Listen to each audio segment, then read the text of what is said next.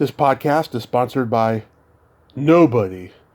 Hey dudes, welcome to Splat from the Past, the only 80s themed horror and sci-fi show where things can get totally radical. Now today I will be welcoming Glen Coburn. He is the writer-director of the 1984 cult classic Bloodsuckers from Outer Space, a rustic zombie classic. A semi-zombie. I mean, they were from outer space, but they were semi-zombies.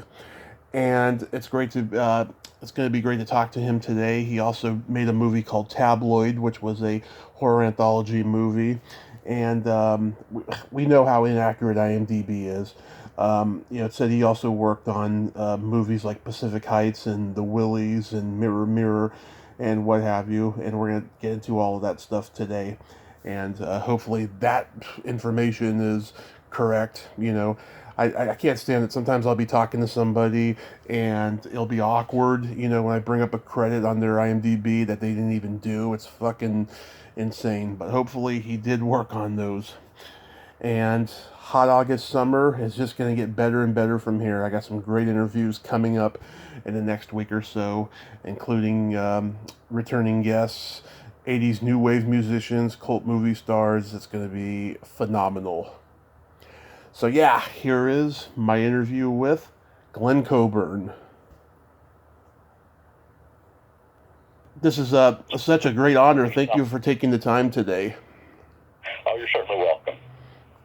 So, going back in time, did you gravitate toward movies early on in your childhood? Oh, yeah, of course, yeah, I did. I mean, when I was a little kid, I was watching, I did, first of all, when I was probably about 4 years or something, they had, there was, I guess it was Shock Theater maybe, or something, now I can't remember what the package was that was, it wasn't Shock Theater probably. It was something that was TV stations could buy it. It had all the old Universal horror films, the horror cycle from the, 30, through late 40s.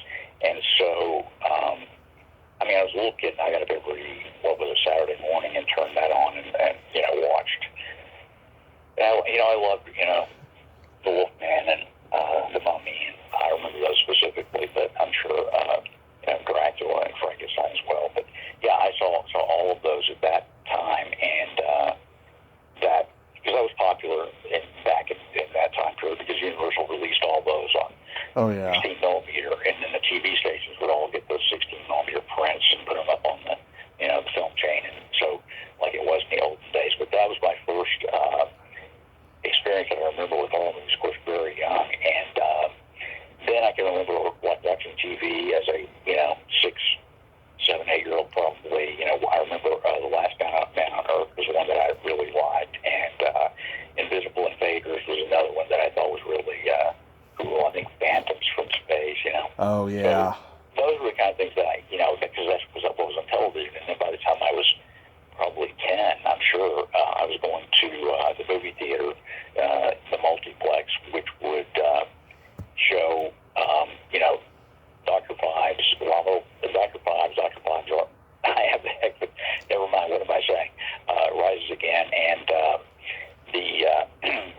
all the Hammer films, and, Count Yorga, and so I was really into that stuff, and I loved to go every week and watch it, watch everything 3 times or whatever, and I took a friend along with me who was a good sport about it.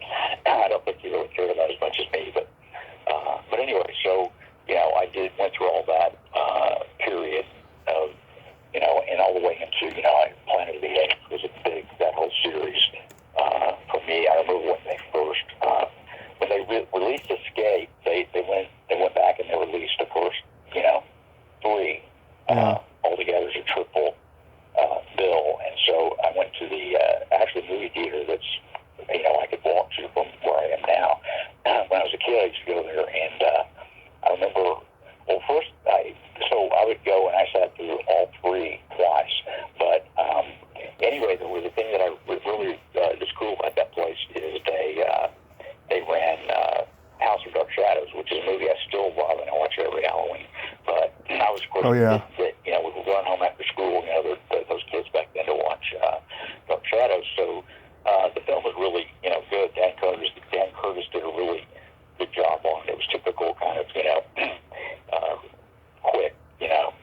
Yeah. practically running guy. But great visuals and script, and the performances are good. That has some really creepy moments in it. So anyway, so I went to this theater, Castle in the Theater over here. I was, I guess, 10 years old, and I walked in, and there was a guy dressed as a vampire, that was like standing by the doors that you actually open to go into the theater. So I remember being kind of creeped out by that. Not by the movie, but by the guy. Yeah, the interesting thing about that movie is that they actually it was the uncut version. I mean, I was a little kid, but it had like all the gory stuff. Like when Willie Loomis shoots the big arrow thing, and it goes right through Barnabas. It kind of comes out of his chest in the front, and the blood's on TV versions that I've seen later. They cut that part out. They cut away from it. So I really and I mean even and I remember being, I guess I was 4 years old now.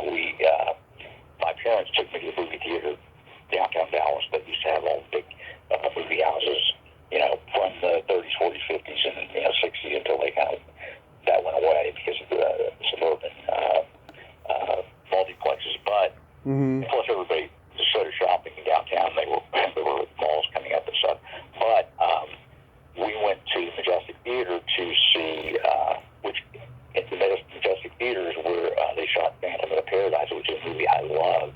Great Brian De Palma film. So I go there, and a few years ago, on our anniversary, my wife and I's anniversary, we went to see Phantom of the Paradise, which was shot at the Majestic Theater, and Jessica Harper was there. Yeah. Very cool, very fun.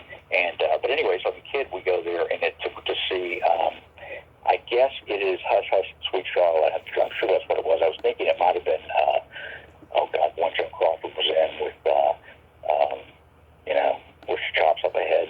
Anyway, so I think it was, so the head gets chopped off and rolls down the stairs, I think.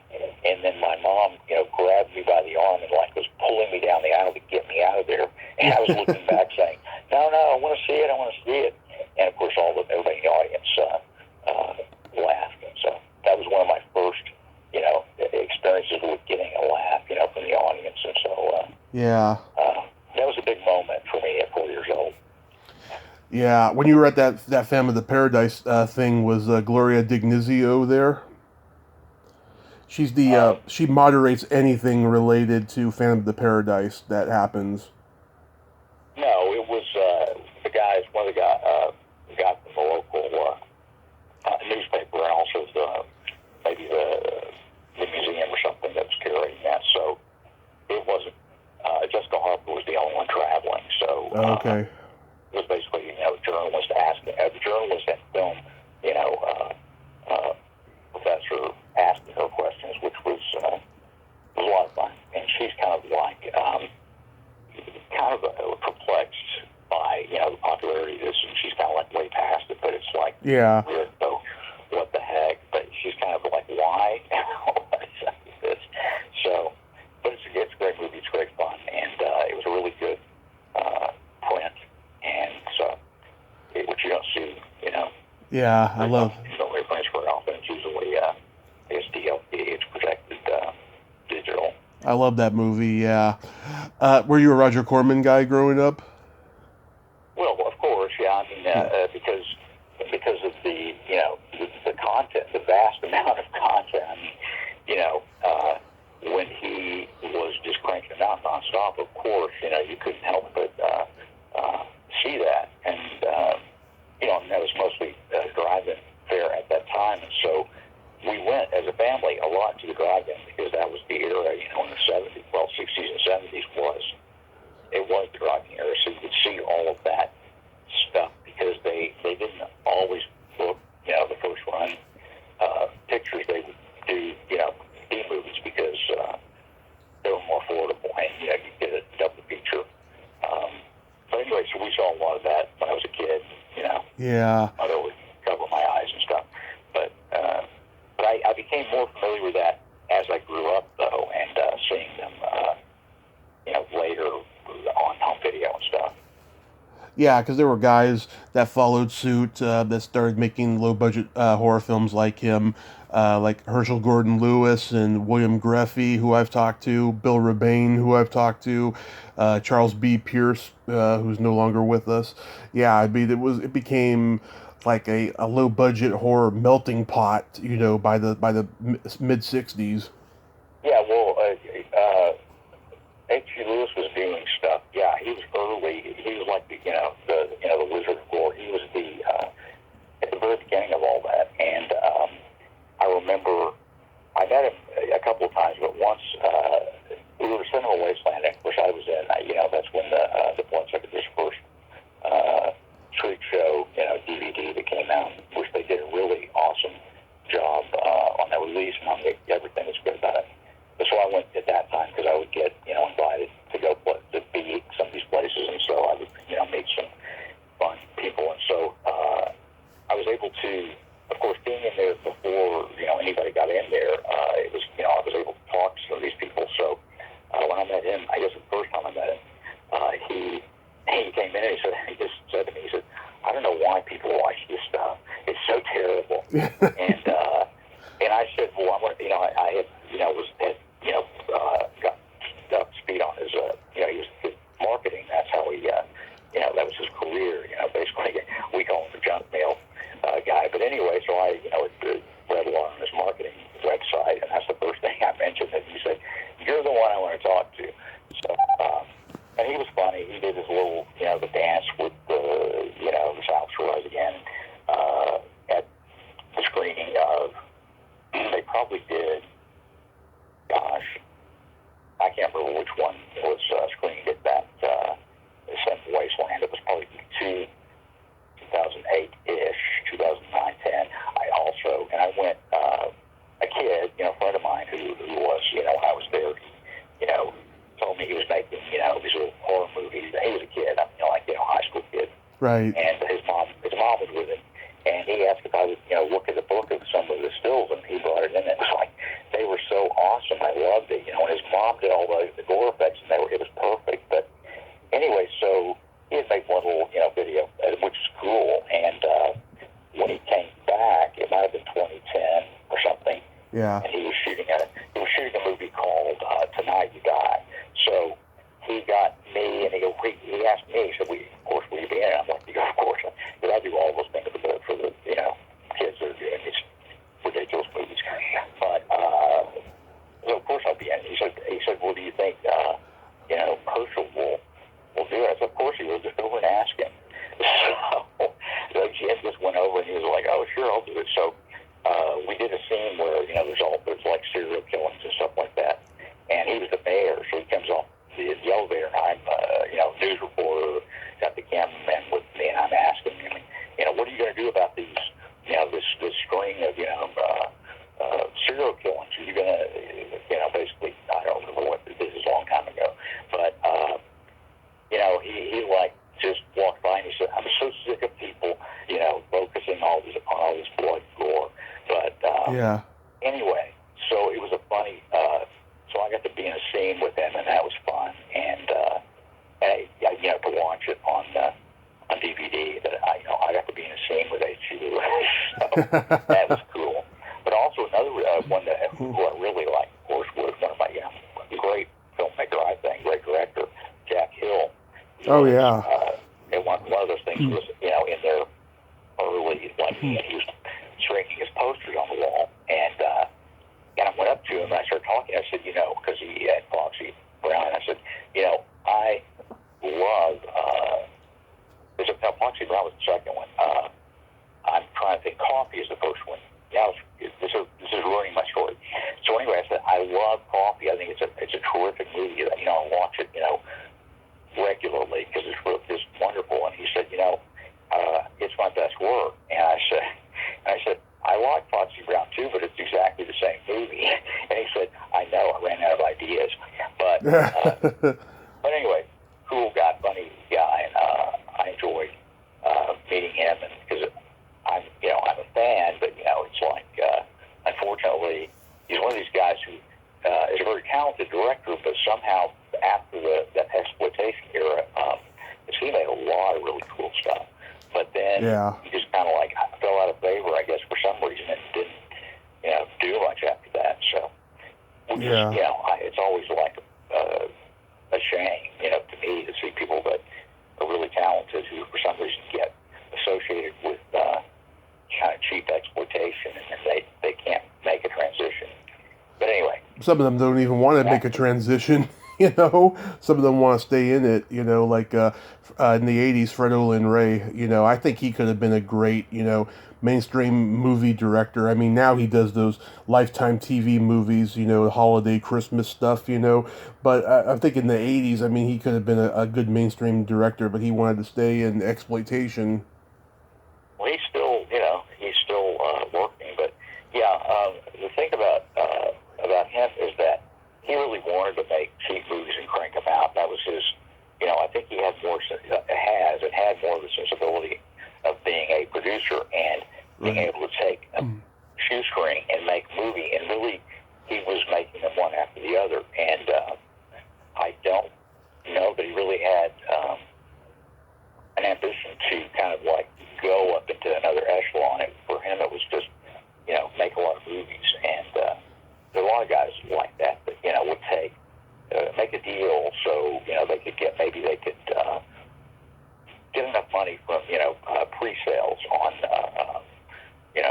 from foreign international markets, and they could get that money guaranteed, and then they would borrow the money and, make the movie and then pay the investors back with the foreign sales, but also like keeping half the money. So there was there's a filmmaker here, who's a friend of mine, who made a movie called The Abomination, which is a very cult film shot on Super 8 in 1986, which I'm shooting the special features for that next week. And my friends from New York are coming here. New York, because I work a lot with Wildlife Releasing and Rob Housechild. So he and a couple. I don't know. There's a guy named Matt Desiderio who has a little releasing in magazine that he does. It's called Horror Boobs, and he's a hilarious guy. He's like a brainy encyclopedic knowledge of all those kind of weird culty things, and he works at Forbidden Planet it's in Manhattan. I can't remember what the address is. And they do all the cult films and books and magazines and music, and so anyway, he's a cool guy. He's coming, and also Mark Polonia. Do you know Mark? He sounds familiar. Yeah. Anyway, so he's coming as well, and it seems like he makes a shark movie every 5 times a year, but I haven't met him. It'll be cool. He's going to be here, and so it should be fun. In addition to shooting some interviews with people from the Abomination, and but anyway, my friend Brett McCormick, who made the Abomination, ended up in the '90s doing the same deal where he would get whatever I don't know if it'd be $35,000 he would get from sales through a foreign sales agent that we knew here, and he'd borrow the money and make the movie for half of that and keep the rest. That was so that's how he was making a living. And then in the mid '90s or something, I know the Asian markets fell apart for some reason, and so all the money that had been kind of borrowed to sell for that market, and that market suddenly fell away. It kind of like cost some of the young filmmakers, I guess, even older filmmakers of whatever echelon, kind of had a little downturn at that point. So Brett got out of the business. But anyway, he's a cool guy. He's fun, and nice.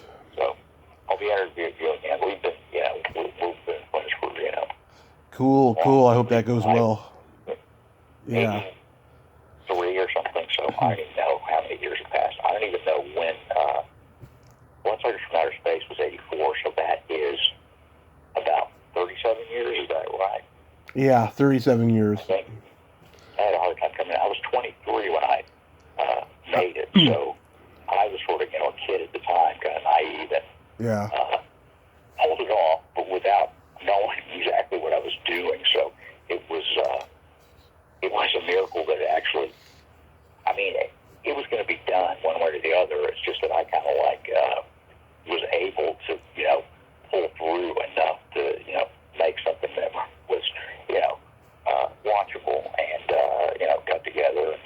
It's funny. I mean, the comic element is really the most, is the thing that I am most interested in.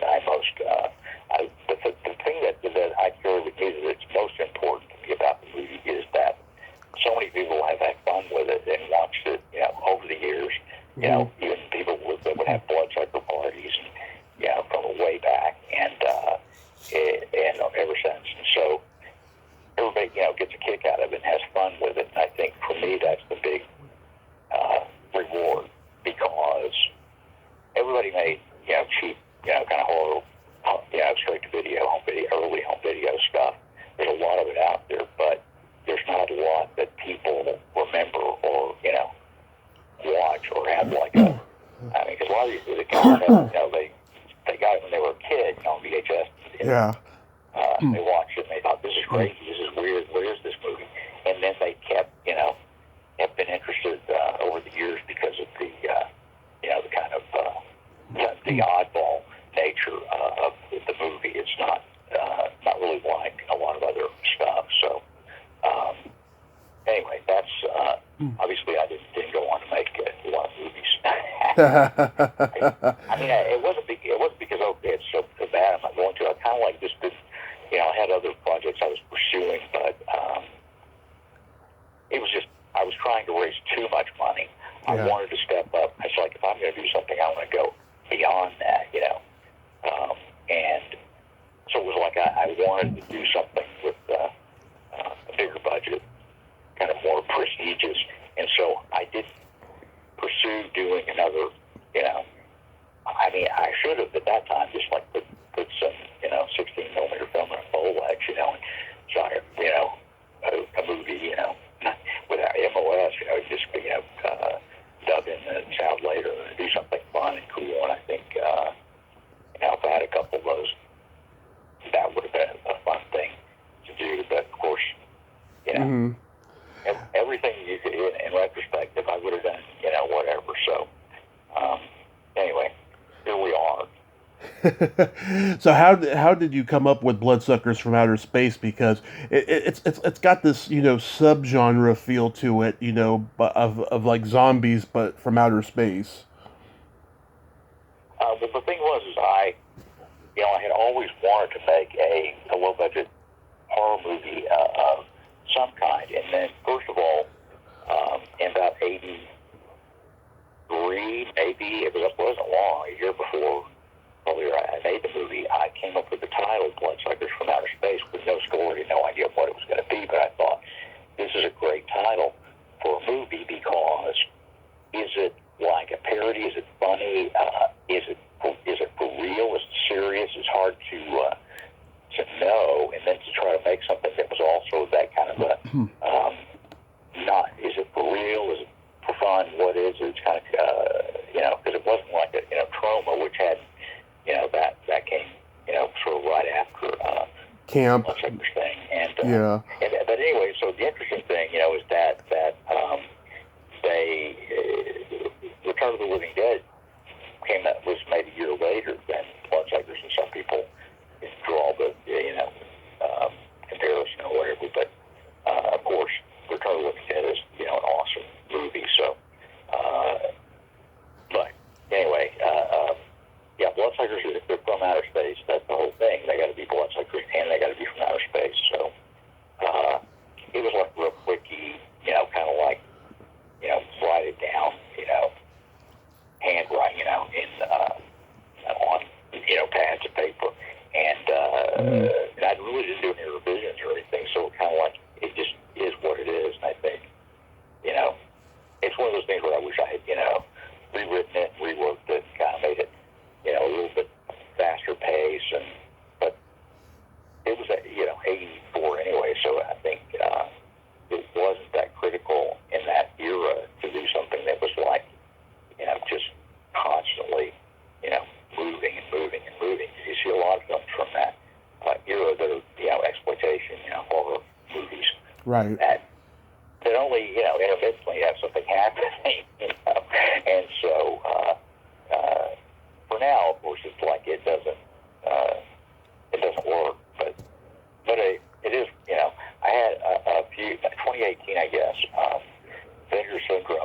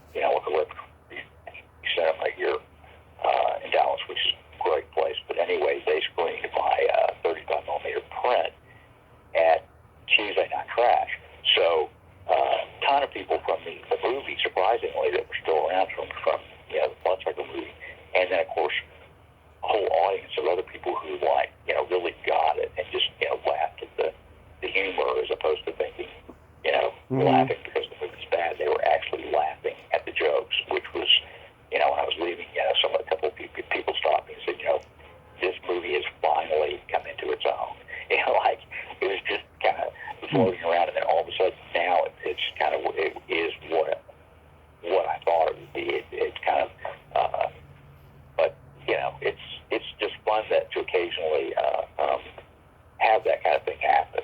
Like being able to go to a screening of my print, and occasionally go to conventions and stuff, and we'll bring up a few of their VHS copies, or people had brought their beta copies. Can you imagine? For me to sign my name on, and or have some of the posters that I sign for people and stuff. And now basically they just kind of like find me through, because I'm doing the wildlife thing. I go to work that table, and but I love to go to Texas Primary Weekend every year, but it's been canceled like twice. Yeah. Now it's scheduled for next month, and now I doubt. I mean, I'm sure I'm not going to go at this point, because it was great, because there was a brief time where I could like go out in public without a mask on. We could go to the grocery store, or to a restaurant or Home Depot or something with no mask. It's like it's a new world, but now that's all changing back. We're wearing masks again, and it's which is unfortunate, because on the one hand, and this is a personal issue for me, and I think it's for real, and it should be for everyone, that you hear all this bullshit about my personal freedom. I'm not going to get a vaccination. I'm not going to wear a mask. Well, you're taking away my personal freedom, because I'm going to go to Texas Primary Weekend, but I'm not going to go because now the Delta variant, and every person who doesn't get vaccinated is an incubator for whatever new strain is evolving, coming to life. And so it's really it's a public health issue. It's not like a personal choice, or this is my political belief or something, which makes no sense at all in a rational mind. But so it's just the point now where it's just ridiculous. I mean, if that was like with a polio vaccine or smallpox, everybody would have died already.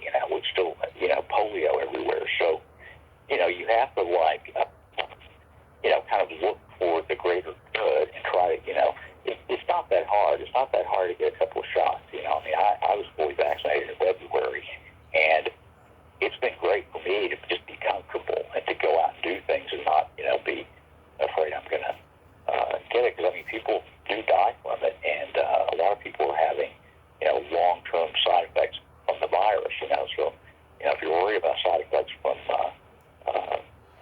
the vaccination, I mean, people who get vaccinations forever, they're created exactly in the same way. Instead of a slow process, everybody who did whatever specific part they do in the process of creating vaccination was like working all at once together to make this happen. And so it did, and it could have really, it could have really helped that, it could have been, practically eradicated enough that we could still be out doing things that we want to do. And now we're taking a big hit and having to, the mask on again, which is no big deal. I'll put a mask on, but once again, having, like something for me that's really fun that I can't do now because we've allowed the virus to mutate and go crazy again because people are, exercising their personal freedom to take away, our personal freedom. But anyway, that's that story. And how much was the budget? How much was the budget of the movie? Okay, it was $50,000. So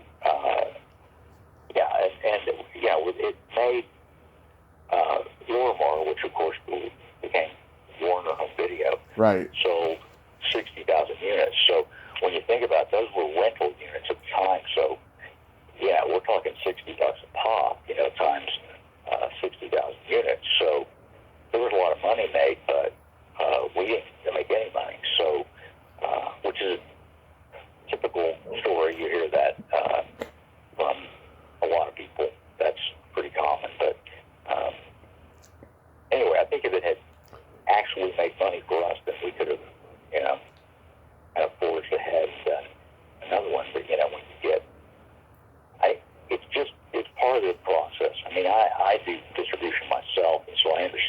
And it's a lot of times, you get, I with these house minis, movies I did, they're small, micro budget stuff. You got a few of them that do well, and then you got a few that, are in the hole. And so it's just, you try to break even, and it's tough to,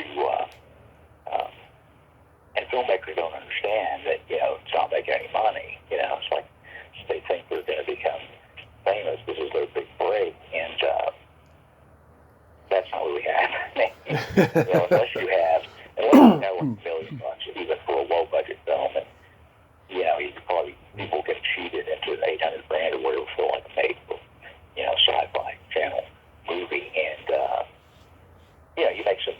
you make something that has standard production value that we're used to seeing on television, and then it's an acceptable movie for people to watch, and so then you can go on do more of that. Certainly there are production companies that are on that assembly line, but these guys that I look at their screeners and then they release their films, and just like Wild Eye, a lot of times they're making a movie for about $5,000. They think they're going to become famous and get rich, and there's such a a glut in the marketplace. There's no room for.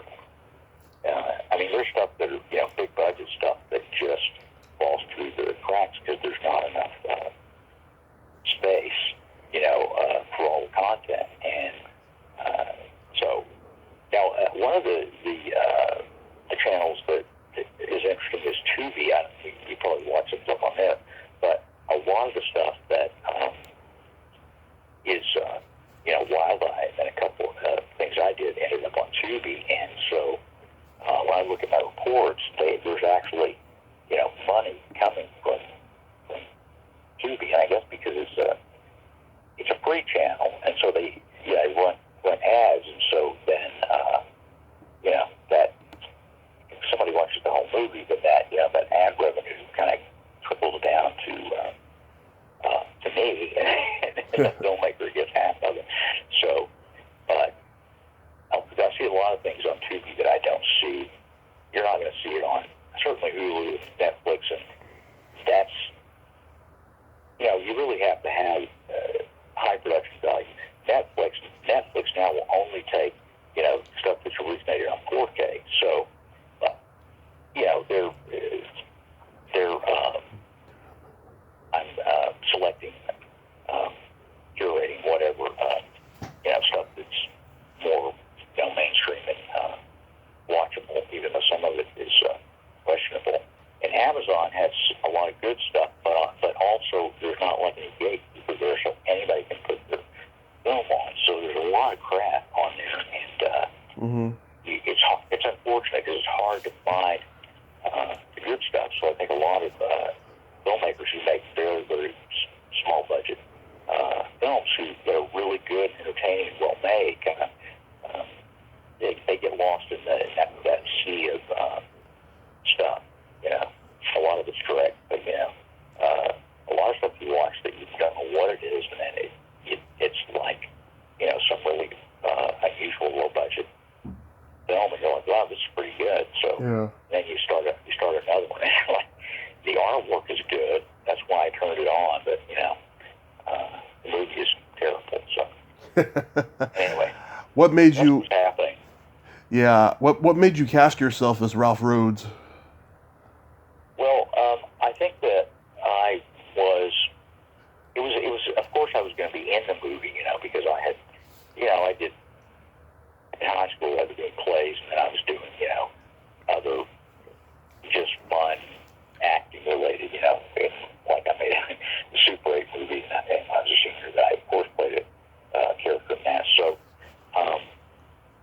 that was kind of like, that character was like, that was just kind of me, and so I put that in there, and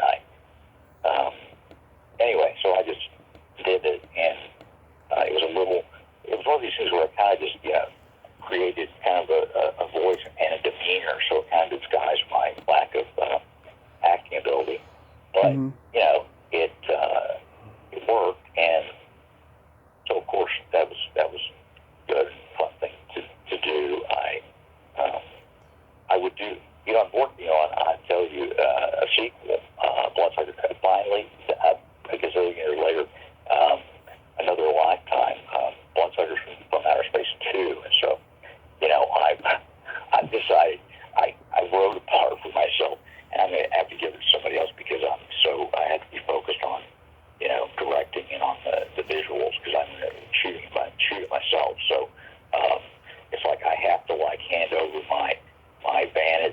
Yeah. Somebody else, maybe, I'll make it like a 1-minute cameo or something just for fun. But anyway, so that's coming up, and that'll be a lot more crazy and wild and, action packed and, fast moving and, just like nuts, which is what I'm going to do.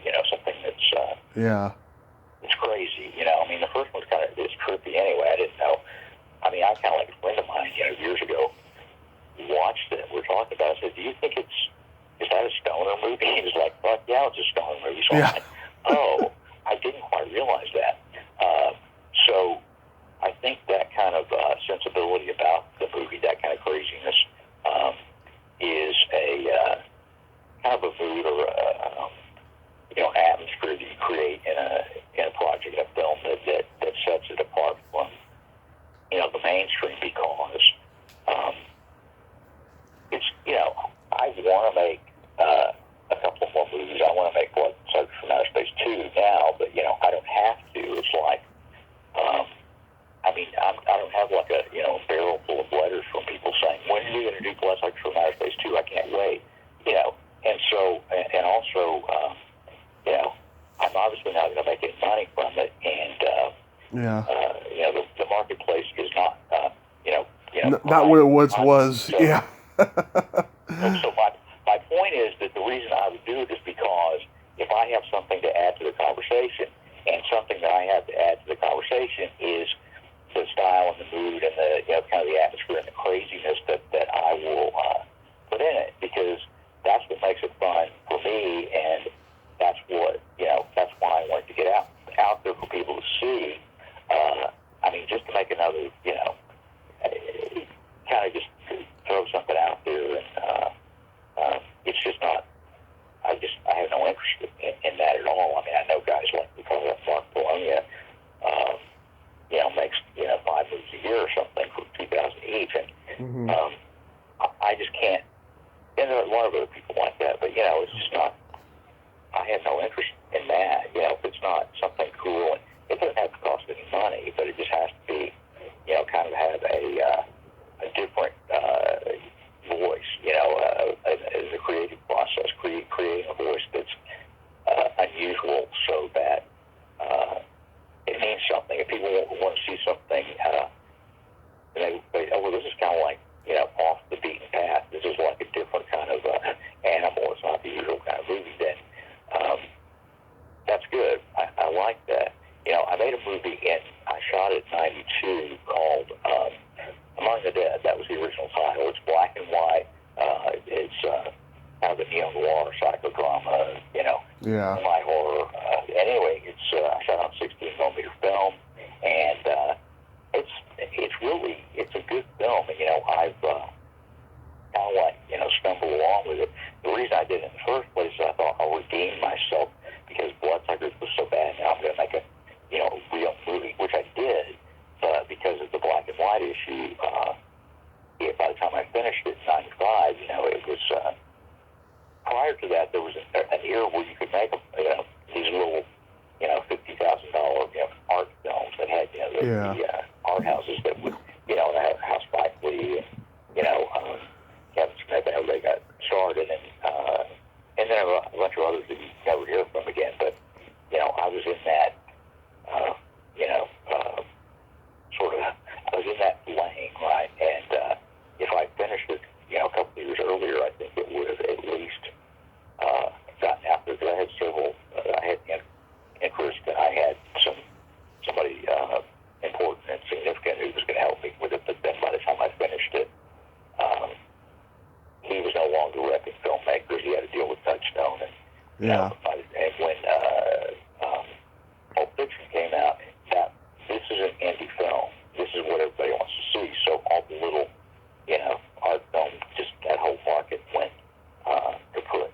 Yeah. And anyway, but it is what it is. But the film now, I had when Finger Syndrome did the 2K scan of Bloodsuckers, part of the contract was you got to do a 2K scan of my other movies from the actual AV rolls of the negative. So I don't know if you know who Master Video is. Do you know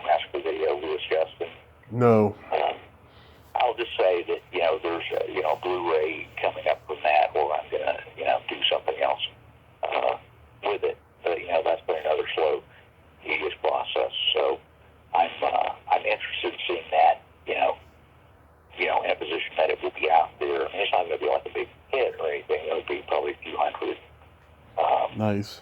Blu-rays and some, I'll do some digital on it, so it'll end up, being aggregated and hopefully ending up on some, digital platforms. And some people will be able to see it. Maybe it'll be Tubi.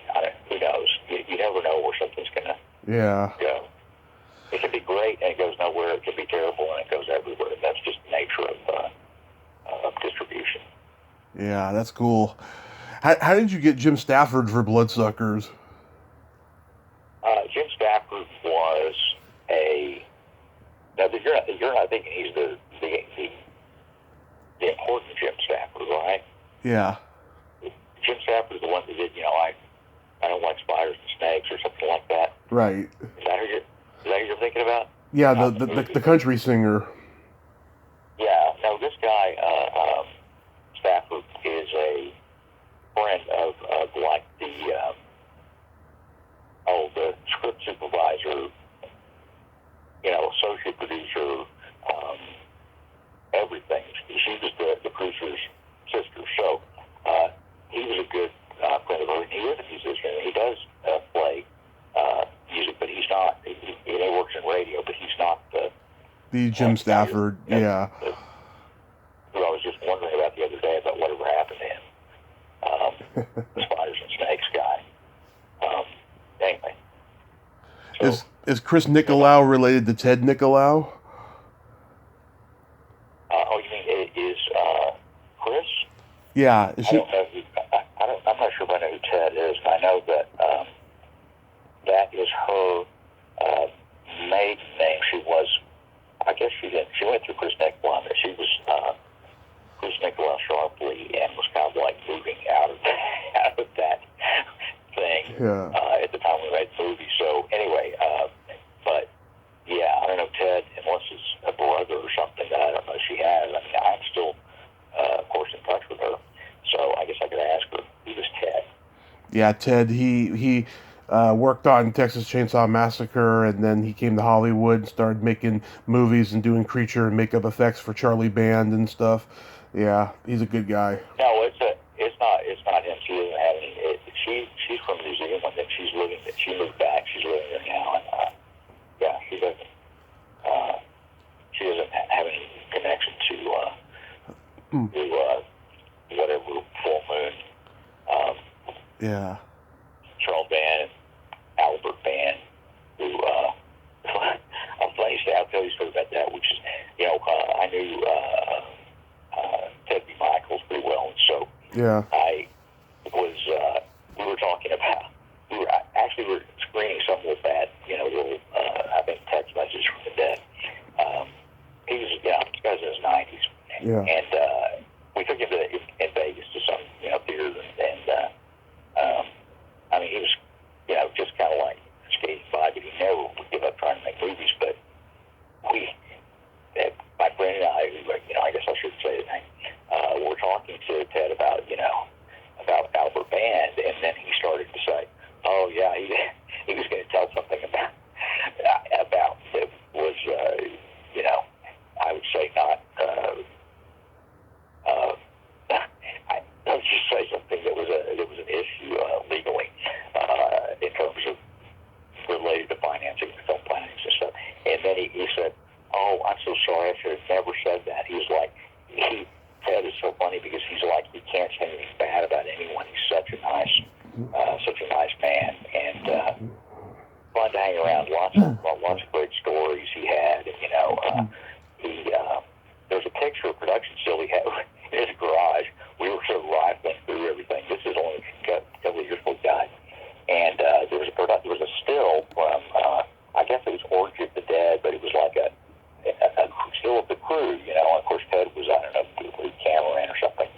And I said, oh my gosh, that's Ed Wood. What did you think about Ed Wood? And Ted says, I don't think I ever met the man. He was directing that movie, and Ted's like, well, we never saw him. So anyway, I'm sure I have more Ted stories, but I'm not going to try to raise them up right now. I'd rather talk about all that than talk about anything I've done. Bloodsuckers, I don't want to talk about that. I tell you some story Well, you you gave Lisa Loeb a movie role in Tabloid. I didn't give her a role at all. I had that movie was produced by Brett McCormick and Matt Devlin, and it was, as you know, it's an anthology film, right? So yeah, you've got a wrap around, but then each of us did our own little story, which is like a short film basically, and stories from the tabloid. So I came up with, of course, first of all, I had no. Well, I want to have a white trash, trailer park, family and a bad drug deal and, car chase and shootout, and I asked my wife, I said, what's the name of this? And she said, Baby Born with Full Beard. And I said, great. I'll tack on a Baby Born with Full Beard at the very end, and, the main, Debbie will be pregnant. So I just thought it was supposed to be crazy and wacky, but, those two, I think, kind of had a little bit more serious take on it. So, which, of course, people are, watching Baby Born with Full Beard. But anyway, though, the thing is that Matt Devlin, his segment was a story about a vacuum cleaner. Like a vacuum cleaner that was a tornado. I don't remember. A killer vacuum cleaner, maybe. And he cast Lisa Loeb before she, of course, became popular, became successful in the music biz briefly, as she did. Yeah. And so, she's a kid actor, and I honestly was not around for a lot of that stuff. I just like, they tell me to do my thing, and so I just said, okay, fine, I'll do it in 3 days, and so, because I realized that would be fine, that would be cool with me, because, I figure the thing about I like to do, and of course when I do the new Bloodsucker thing, the key to it is if you're not going to pay people very much, if nothing, then you want to keep it in a reasonable number of hours. You want to work 8-10 hours max, and you want to make sure everybody has a good lunch, and it's fun, lighthearted, and everybody has a good time, and then people go away with like a good feeling about it. So, that was my thing about, I needed to make it on that schedule, and, a few days is really what I had. And Brett McCormick, who did the Barbecue the Dead, he made his on that same schedule because that was the schedule we were supposed to be on, whereas, Matt, I think, probably took 3 days, took 3 years or something, but, yeah. Budget. And I can only say that I should. Anyway, no, Matt is a great guy. He's one of the nicest guys. Never said anything bad about anybody. Always, trying to, make things fun for people and create a party, and just very, very cool, very nice guy. But he doesn't make movies anymore. He's not in the business, but he tended to do stuff, and keep people for 20 hours and keep shooting more coverage. So, right. Anyway, the tabloid movie never really did much. It was released on what, Don Michelle or something? Was that I think so. I think it went right to video. Yeah. It was tapeworm, right? I don't remember. I think Don Michelle did Abomination. That was so long ago. But there's something else. Oh, I know. There's a new transfer of tabloid, and so a distributor has actually signed a contract and has paid some money up front for that, and it has not been yet delivered. So, and of course, it is owned by Matt Devlin. So, anyway, we could see tabloid eventually, I think, but yeah. It was screened at the transfer that we did. I actually set up for Matt. We he did a DVD and showed it at Texas Frontier Weekend, and a lot of people were there and they didn't leave. And a friend of mine told me that the thing about it is that it's sort of quaint.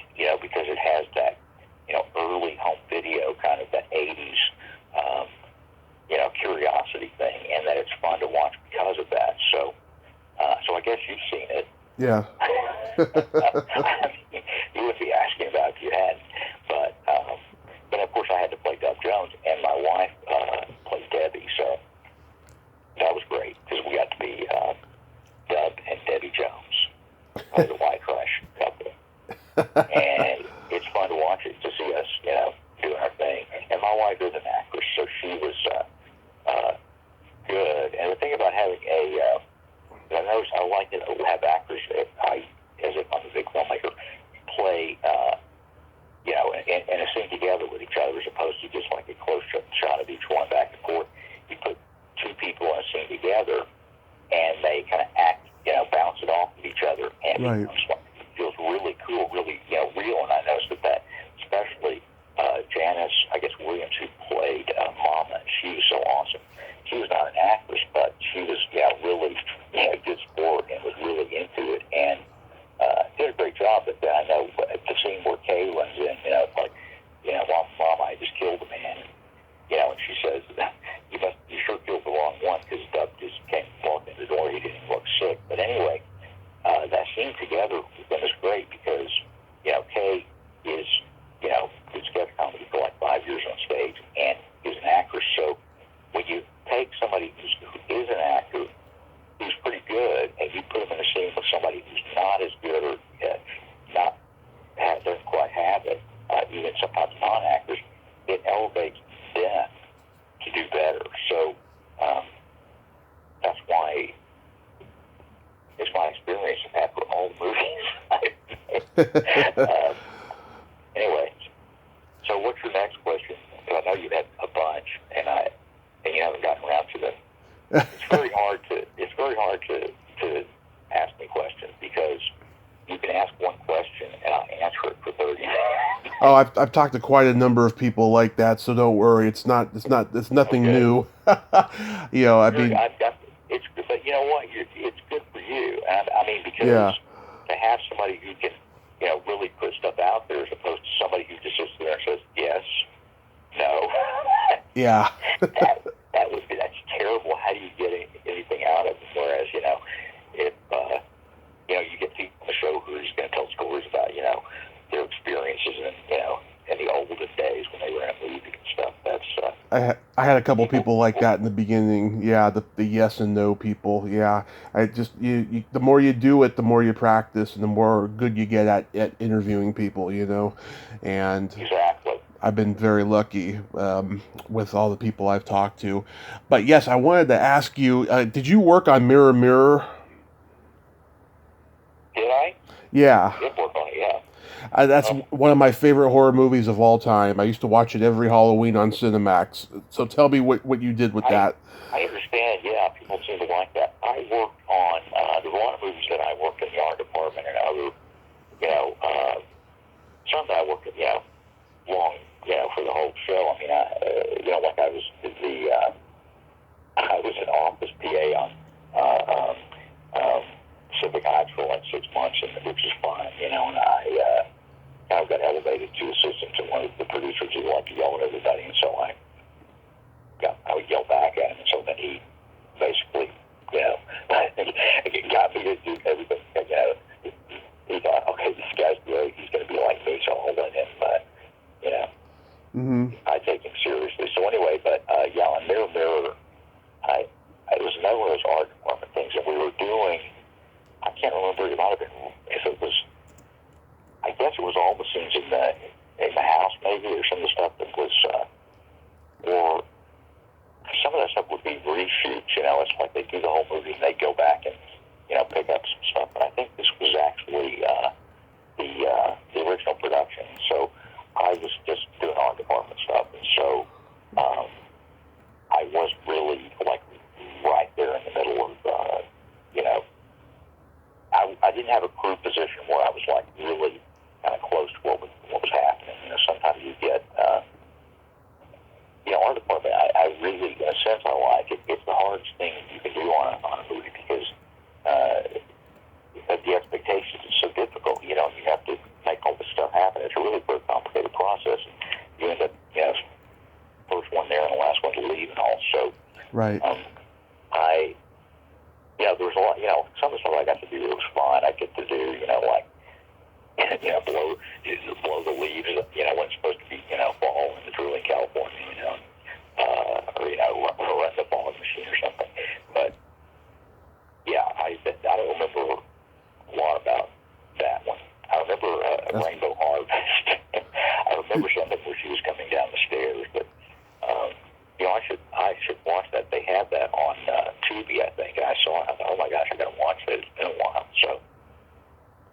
Wow. just one of those things that I have an IMDb credit on. So. Yeah. Also the Willies. I don't know if you've ever seen the Willies. Oh, I have. I've been kind of turned off by it, knowing all that, all those accusations that about Brian Peck and all of that. But I do know it. Well, it's all it's beyond accusation, but Yeah. it's unfortunate, and he was, and I'm not gonna say he's not anymore. I haven't been in communication with him, obviously, but super nice guy, and Yeah.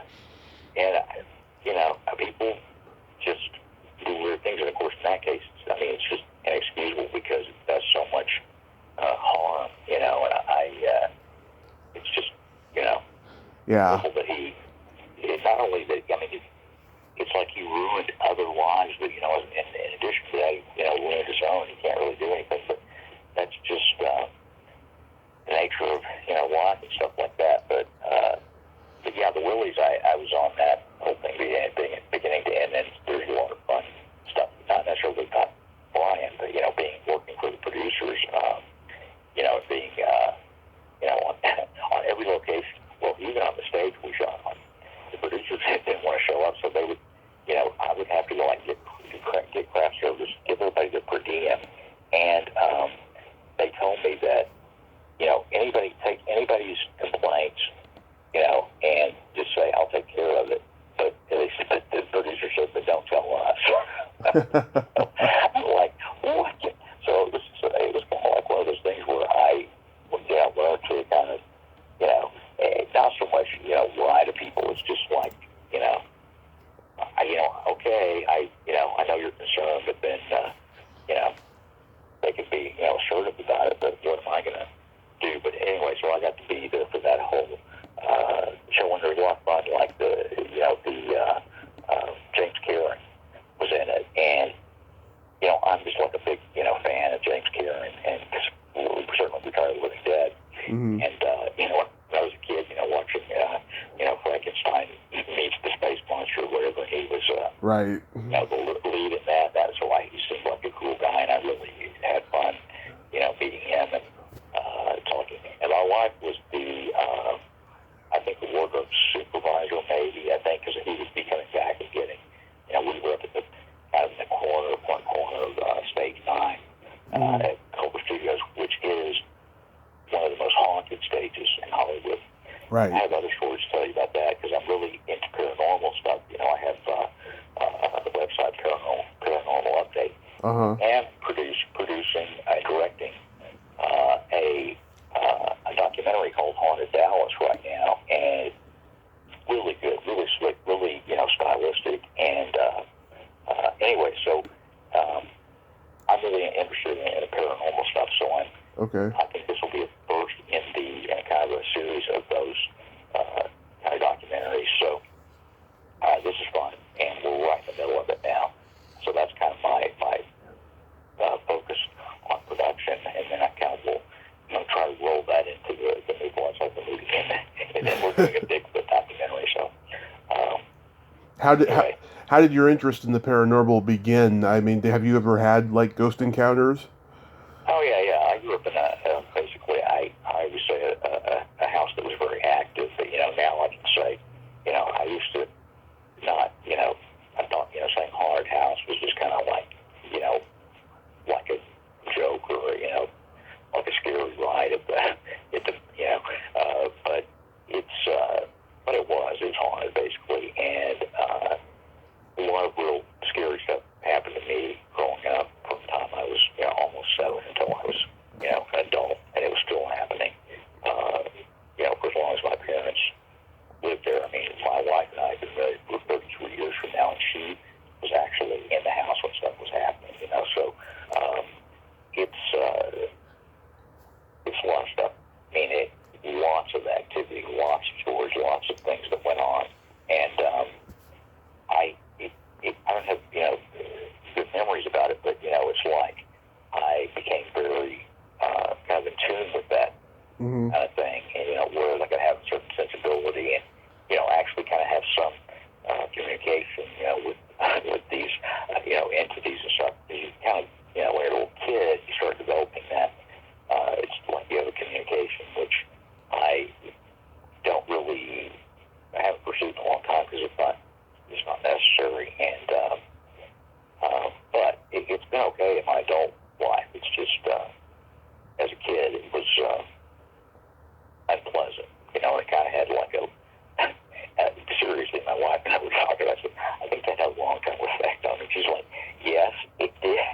It's one of this big, chunk of my life growing up, and that kind of stuff.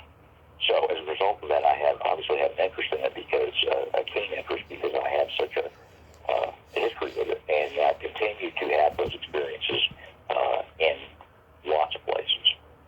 So there you go. There's that. Yeah, well, I told you, I send you my bio, and it mentioned my car accident.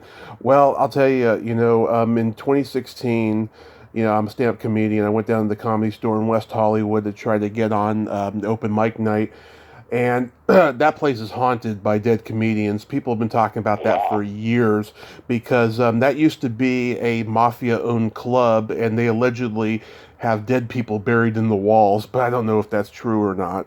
Wow, I've never heard that story. Oh yeah, if you go on the YouTube, there's all those ghost stories. There's like these, paranormal specials that talk about the Comedy Store and stuff. Yeah, it's all on there. And so when I was there auditioning, I just felt like it was like The Shining, like I had been there before, and there was all these. Oh my God.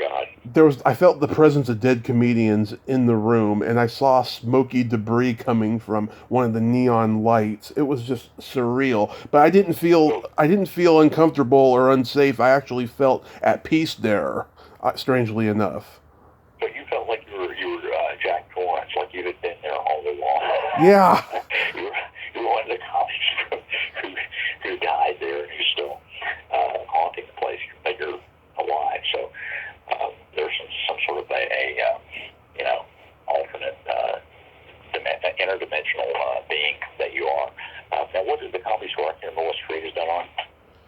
It's on It's in West Hollywood. It's been there since. I thought so. Yeah, I mean, I didn't. 72 was when it opened as the Comedy Store, but it was Ciro's for many years before that. Oh, okay. So this is you're talking about Sunset Boulevard, okay? Yeah. Is that right? Okay. Yeah. Yeah.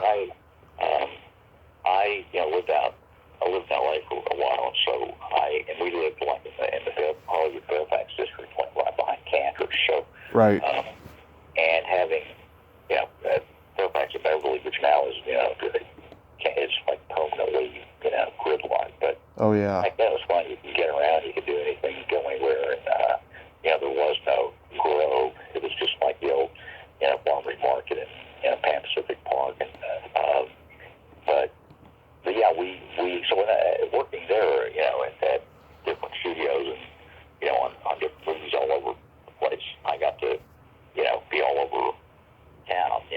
All over Universal and Paramount. Yeah. Certainly Culver Studios, and gosh, I can't remember all over the place. So, gosh, where else I used to go? I can't remember now. But yeah, plus just and being fascinated with old Hollywood, as we both are and were. We were able to do a lot of things that we were that we knew about, we read about, and there was such a you still had those layers of you could see, you could feel some of that old Hollywood stuff happening. Of course, it's all gone now because everything's been torn down. Yeah. Paved over and rebuilt. There's so many people, and it's just like all those kind of like ghosty, It's sad. Leftovers from old Hollywood, which is fine. It's cool, going to Hollywood Memorial Cemetery. We actually shot part of a movie Among the Dead in Hollywood Memorial Cemetery. And I'm talking about without a permit. I'm talking about a Rolex like tucked under the DP's jacket, and we got everything we needed. And it was great, We also had the shot where you will see this, and whatever happens. But anyway, the main character, he gets passes out in an alley, gets close stones. So he's walking down Hollywood Boulevard in his underwear, and I thought we're going to because we had to get some key stuff. We shot in Dallas, so we had to make it, locations here that look as close as they could to, the back street in Hollywood. But anyway, so we were going to shoot it. I said, we'll shoot it first thing in the morning before anybody's down there.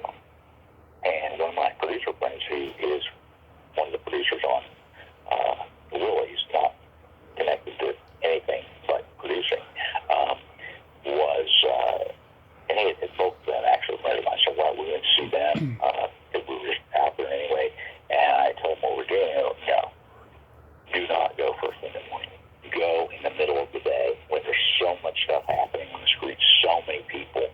No one will pay any attention to you because you can you'll get your equipment confiscated if you get caught. So we had no problem. We got the main character. We have a shot where you're looking down at the star, Orson Welles' star, and then as you tilt up, you see the main character in his underwear walking toward the camera.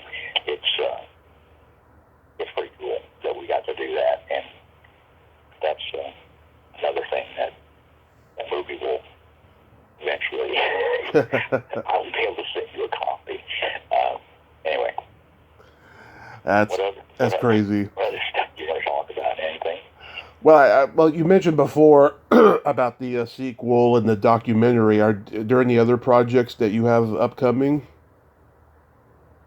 Well, I plan on doing another one of these paranormal ones, like right after this one. I mean, there could be, because now we're really kind of shooting so much and so focused on one particular,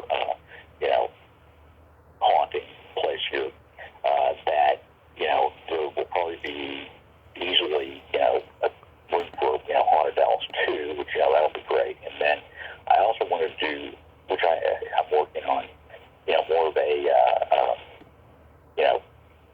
real encounter, true encounter kind of thing with, more like, regular people, not some, famous place like here, it's like, what we're doing with Haunted Dallas is, the places that you would read about that are known to be haunted, the big, like the Dolphins Hotel, and, there are other places. One I shouldn't know, obviously, but there's a White Rock Lake is a mile from my house, and there's the whole legend of the Lady of the Lake, and there's a whole story behind, all the way back to the 1930s, and so we're shooting that right now, and it's it's evolving to be bigger than we had planned, and so that's we're shooting all the time, but it's like we all work, and so and we're all freelance actually, so you never know. And then the DP is kind of crazy, so he likes to shoot everything at 6 in the morning because that's the best life, So it's like, oh God, we got to get up at 5 again, but it looks really good. We have the creepy thing of the the Lady of the Lake, like out, which of course was my this is what we have to do, get her so far out that you don't, that her head, when she starts walking, her head slowly starts coming out of the water, and she walks all the way up. And we had to go to a different lake for that because you can't really do that. And White Rock Lake is not a place that you can really get it. Right? So, but anyway, it's creepy and good. And we have a lot of good stuff. That's good. And it's fun. And we're doing it. We're doing. I guess Friday we're going to go in. The guy who wrote a book called Lone Star Spooks. Lots of great stories in it. He's very much a good researcher and good writer. So we're going to do an interview with him, and I think probably have him as kind of the sort of the host, kind of the guy that's going to wrap around. And we tell them, there's only one William Shatner, so don't do that because we love the Unexplained. You know that show? Oh yeah. It's so great because my wife just cracks up. It's like, when he does his thing, it's like, especially at the end of the show, it's like, it's so good, only William Shatner can do that. He's great. But, so anyway, this guy's not quite Robert Stack, and from Unsolved Mysteries and not, but, so he'll be doing a voiceover, and we'll have it at some place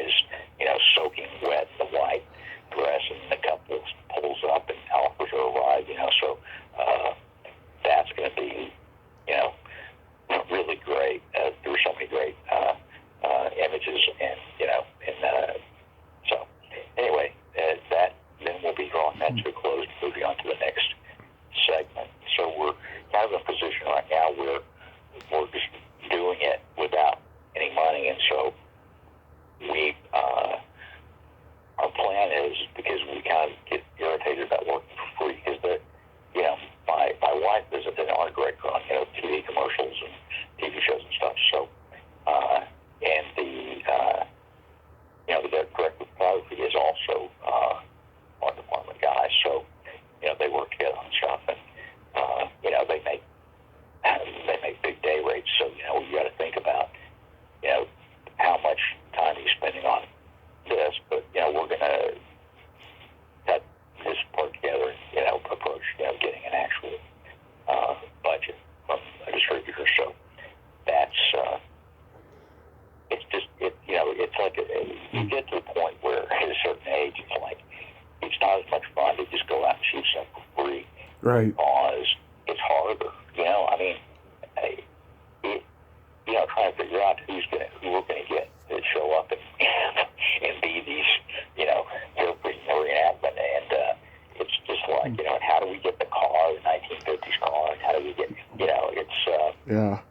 You start thinking, well, it's easy to say, oh, we'll just get that, but then you have to start doing it, and you can't offer anybody money. That's what people do a lot of stuff. You say, we'll pay you $100, but if we say, we'll buy you a beer or something, that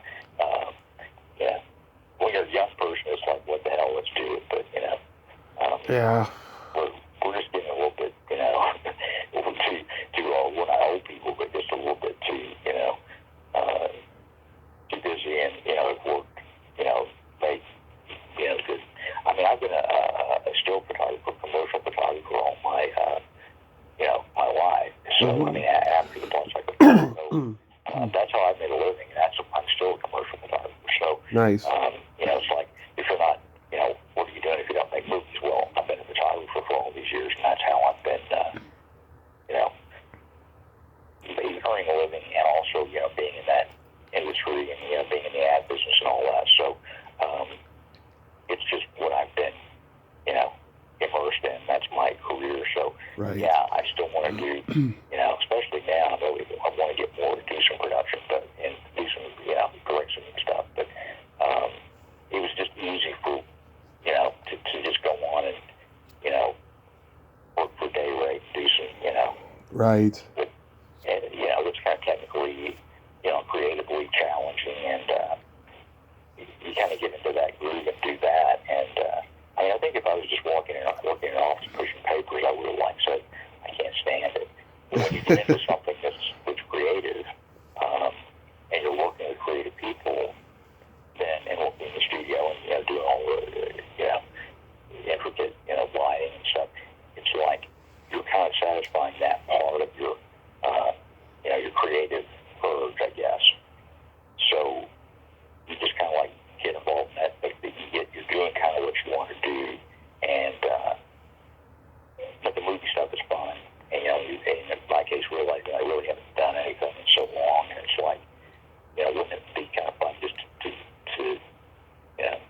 do some stuff that will be fun and entertaining and kind of oddball, and plus the documentary things is just like an issue of basically being in distribution as I am. I understand that you look at the numbers, the reports that come in of these media release, and you keep getting royalties. I mean, even once they're from outer space, I mean, I used to deal with a release in Italy where I did a little, bit to introduce the film for the, Fanta Festival in Rome, and I got paid for that. I got Scandinavia, and then I got some crazy person went through the T-shirt deal for $300. So I'm like, that $300 in my PayPal account. It's just, and then I just got $90,000 for domestic streaming. So I mean, this is just very recent. So it does keep. So the point is to do more, quality, interesting, entertaining content that would be, these kind of paranormal documentaries are, timeless. It's 10 years from now, people can still watch it, and the royalties keep coming in. And so, my wife and I have some money to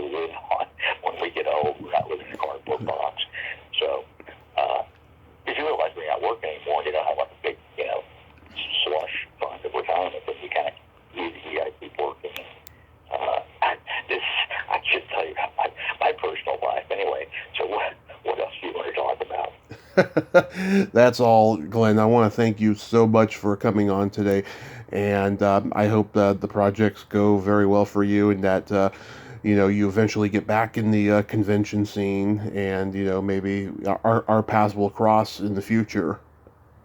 Yeah, that'd be great. Hey, I wish you the best of luck with your podcast, and I hope it just keeps getting bigger and better. Thank you so much, sir. I appreciate it. You're welcome. Have yourself a great day, and please stay safe. Okay, thank you. Bye-bye. Okay, bye-bye. Well, there you have it.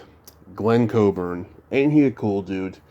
Nice guy, great stories, ball of energy. I liked him a lot. He was cool. I've had lots of cool guests lately. I'm just so friggin' blessed. I'm going to keep saying that till the end of time. I am just so blessed. Well, until next time, this is Tommy Throwback Kovac saying there's no shame in living in the past because the present sucks. Later, dudes.